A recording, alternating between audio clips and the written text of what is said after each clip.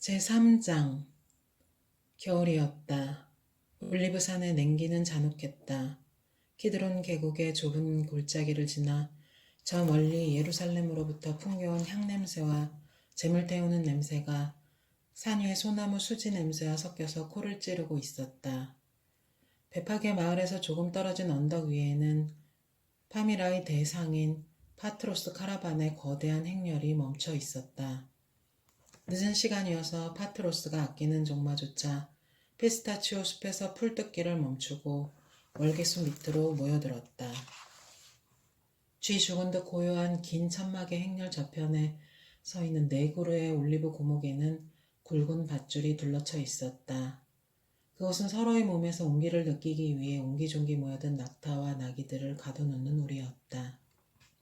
집마차 주위를 돌고 있는 2명의 경비를 제외하면 움직이는 것이라고는 염소의 털로 만들어진 파트로스의 거대한 천막에 길게 드리워진 그림자뿐이었다. 안에선 화가 난 파트로스가 왔다 갔다 하면서 천막 입구에 겁에 질린 채 무릎 꿇고 있는 젊은이를 향해 얼굴을 찡그리며 머리를 흔들고 있었다. 마침내 그는 아픈 몸을 금으로 짠 양탄자에 누이며 젊은이를 향해 가까이 오라고 손짓했다.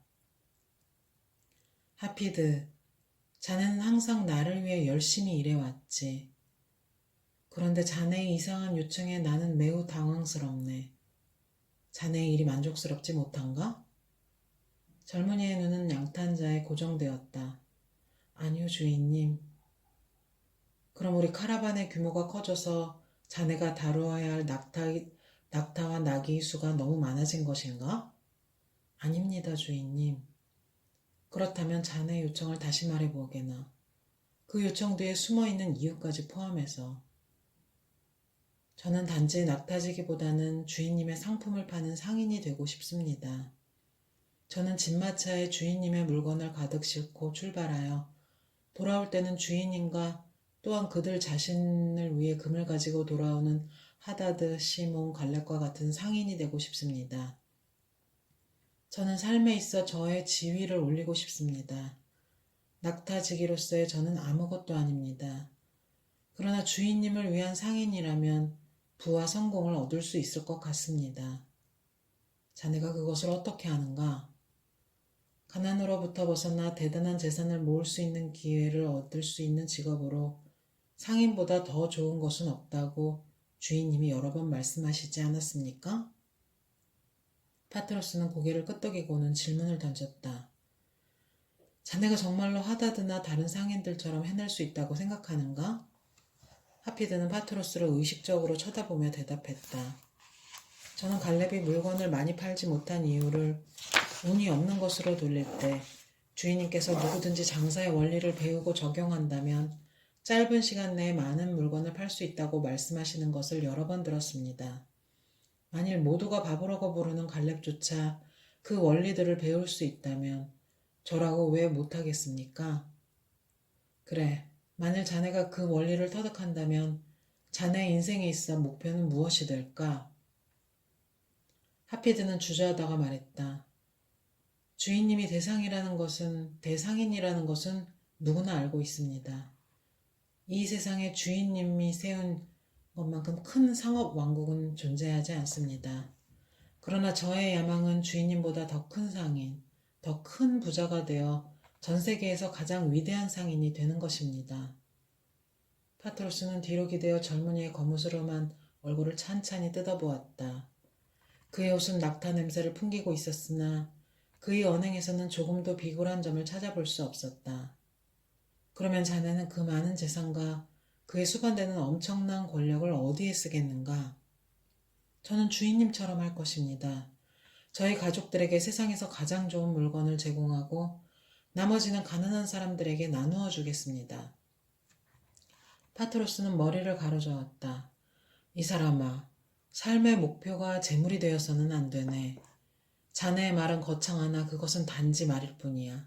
진정한 부는 마음에 쌓이는 것이지 지갑에 모이는 게 아닐세. 하피드는 반박했다. 그럼 주인님은 부자가 아닌가요? 노인은 하피드의 대담함에 미소를 지었다. 하피드, 물질적인 부로 말하자면 나와 궁전 밖에 사는 거지와의 차이는 단 하나뿐일세. 그 거지는 단지 다음 끼니를 걱정하고 나는 내 삶의 마지막 끼니를 걱정한다는 점이지. 이 사람아, 부를 쫓지 말고 부자가 될 목적으로 일하지 말게나. 그 대신 행복을 위해 힘쓰고 사랑받기 위해 사랑하기 위해 노력하게. 그리고 무엇보다 중요한 것은 마음의 평온을 얻는 일이라네. 하피드는 계속 반박했다. 그러나 그런 것들은 재물 없이는 불가능한 것입니다. 누가 가난하면서도 마음의 평화를 얻을 수 있겠습니까? 어떻게 허기진 배를 가지고 행복할 수 있습니까? 가족들에게 입을 옷과 먹을 음식, 잘 집을 제공하지 못하면서 어떻게 사랑을 보여준다고 하겠습니까? 주인님이 말씀하시듯이 부는 그것이 다른 사람에게 기쁨을 줄 수 있을 때 좋은 것입니다. 그렇다면 부자가 되겠다는 저의 야망이 왜 나쁜 것입니까? 가난은 사막에 있는 수도승에게나 명예가 되고 생활 방식이 될 수 있습니다. 왜냐하면 그는 단지 그 자신만을 부양하고 그의 신만 기쁘게 하면 되기 때문입니다. 그러나 저에게 가난이라는 것은 능력이나 야망의 부족을 의미할 뿐입니다. 저는 능력이나 야망이 부족하다고 생각하지 않습니다. 파트로스는 이 말을 찡그리며 물었다. 무엇이 자네의 야망을 갑작스레 불러일으켰는가? 자네는 가족을 부양하는 것에 대해 말하지만 자네 부모는 전염병으로 모두 죽고 가족이 없지 않은가? 하피드의 검게 탄 피부도 그의 볼이 빨개지는 것을 감출 수는 없었다. 여기에 오기 전 헤브론에 머물 때 갈레의 딸을 만났습니다. 그녀는 오호, 이제야 진실이 나오는군. 숭고한 생각이 아니라 사랑이 우리의 낙타지기 청년을 세상과 싸울 준비를 마친 용감한 투사로 만들었군. 갈래는 매우 부자지. 그의 딸과 낙타지기라? 절대 안 되지. 그러나 그의 딸과 부자이면서 젊고 잘생긴 상인이라면? 그렇다면 문제가 다르지. 좋아, 젊은 투사여. 상인으로서 경력을 쌓을 수 있도록 내가 도와주지. 젊은이는 무릎을 꿇고 파트로스의 옷을 움켜잡았다. 주인님, 어떻게 이 고마움을 다 표현할 수 있을까요? 파트로스는 하피드를 떼어놓고 뒤로 물러났다. 자, 감사하는 마음은 잠시 미뤄두게. 내가 자네에게 무슨 도움을 주든지 그것은 자네 스스로 움직여야 할 산에 비하면 모래 아래 불과하다네. 하피드는 즉시 기쁨을 가라앉히고 다시 물었다. 저를 대상인으로 변화시킬 원리와 법칙을 가르쳐 주시는 게 아닙니까? 그러진 않을 걸세. 나는 자네를 양아들처럼 키웠지만 어릴 때부터 그냥 자라도록 내버려 두었지. 그러나 포부의 불꽃이 마음속에 살아있다면 언젠가는 반드시 드러날 것이라고 믿었다네. 그 불꽃이 지펴지는 때가 되면 비로소 어려운 역경들을 견뎌낼 남자의 자격을 갖추게 되는 거지. 오늘 자네의 청은 나를 기쁘게 했네. 왜냐하면 자네의 눈에는 야망의 불꽃이 이글거리고 자네 얼굴은 불타는 열정으로 빛나기 때문이지. 좋은 일이고 내 판단이 옳았다는 것을 입증한 셈이야. 그러나 자네의 말이 공허한 서약이 아니라는 것을 스스로 증명해 보여야 하네. 하피드는 침묵하였고 늙은 주인은 계속 말을 이었다. 우선 자네가 나에게 그리고 자네 자신에게 증명해 보여야 할 것은 자네가 상인의 삶을 견딜 수 있는가 하는 점일세. 자네가 택한 길은 그리 순탄한 것이 아니기 때문이지. 성공의 보상은 대단한 것이다. 그러나 소수만이 성공할 수 있기에 그 보상이 큰 것이다. 라는 말을 자네는 수없이 들어왔을 걸세. 많은 사람들이 성공에 필요한 모든 도구를 이미 갖고 있음을 깨닫지 못한 채 좌절하며 실패에 굴복하고 말지.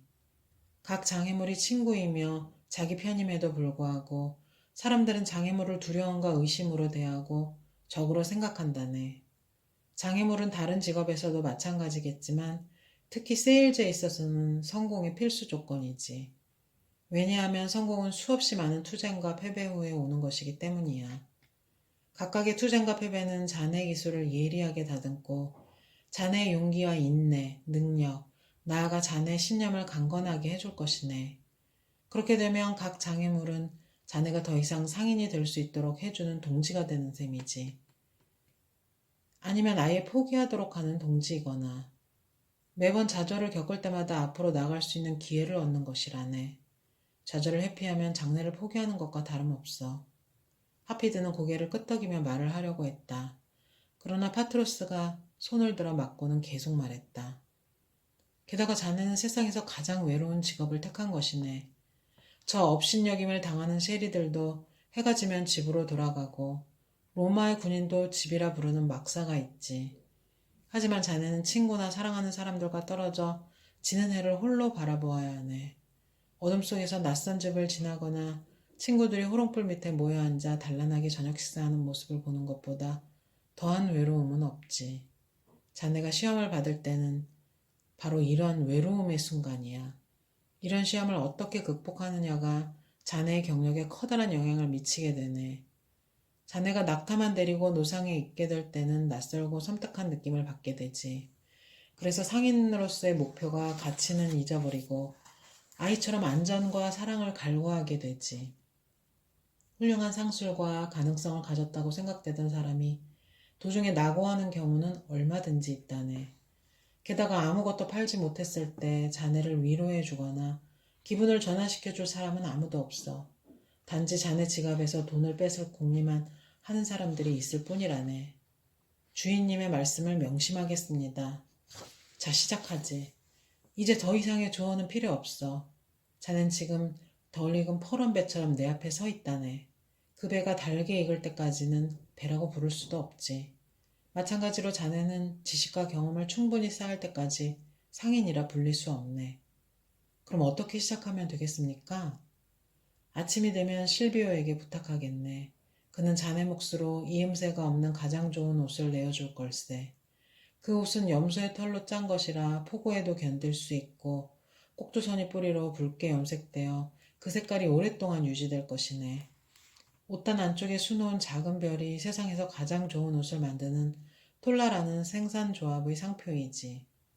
별 옆에 수놓은 네모 속의 원은 나의 상표인데 이 두 상표가 전국에서 가장 인정받는 품질로 유명하지. 우리는 그 옷을 셀 수 없이 많이 팔았고 나와 오랫동안 거래한 유대인들은 그 옷을 아베아라고 부르더군. 옷을 나기에 싫고서 새벽에 베들레헴으로 가게. 그 마을은 우리가 여기 도착하기 전에 지났던 마을이야. 우리 상인들은 아무도 거길 방문하지 않는다네.